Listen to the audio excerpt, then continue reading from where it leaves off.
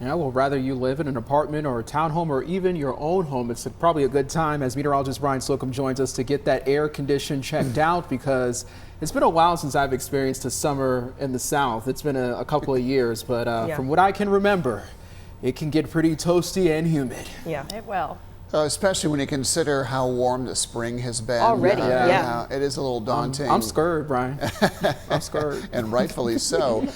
Temperatures have been trending a bit milder lately, and that's going to continue into this weekend. But as we take a look at our trends into next week, it is expected to warm up. We get into the Tuesday, Wednesday time frame where we're looking at above average temperatures. But the unsettled pattern that we've been in recently has helped keep our temperatures down a bit more. Checking the satellite and radar, this is 24-hour loop. So you go back to the showers that came through yesterday morning, north and west, really helped kind of kill that western part of that line.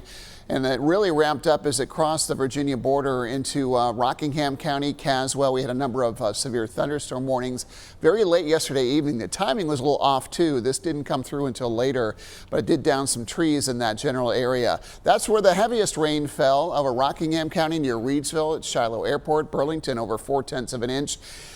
Trace amounts at PTI Airport, nothing really in Yadkin, Davie, much of Davidson County yesterday.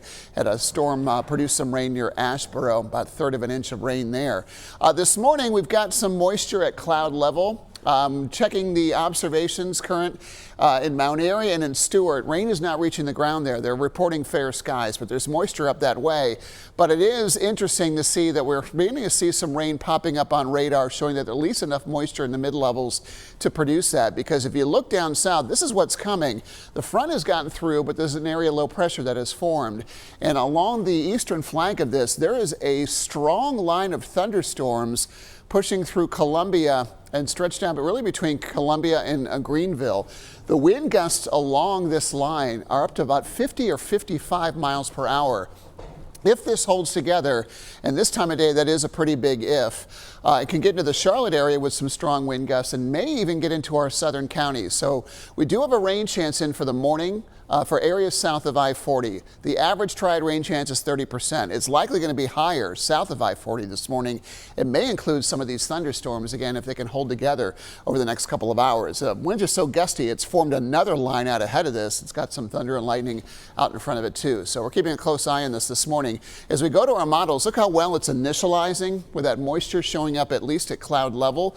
You go through time and it brings some of that moisture in, perhaps a rumble of thunder coming out of Rowan County into Davidson County. Temperatures likely staying close to 60 first thing, but it moves out really fast. By late morning or noon, this is gone. We see rapid clearing west of that line, and we'll actually have a very nice afternoon. The humidity is dropping. We'll have a nice breeze out of the northwest, 10 to 15 miles per hour, and highs in the lower 70s. I mean, it's a really nice final day of April with temperatures cooling to the 60s a bit later this evening. Clouds arrive tomorrow.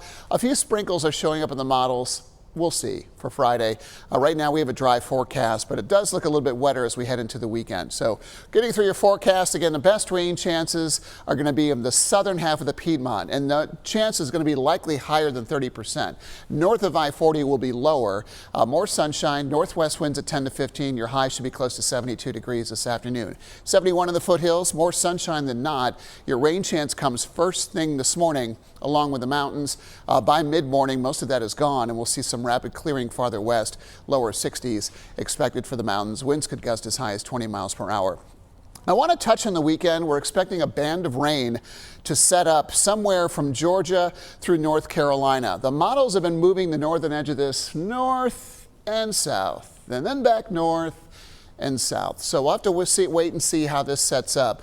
But there's a chance that rain could start sometime Saturday morning in parts of the Triad, and it could rain steadily into Saturday night. So our rain chance right now is at 50%. It could go up to 80%. It may drop to 20%. So we need a couple of more runs of models to kind of work this out.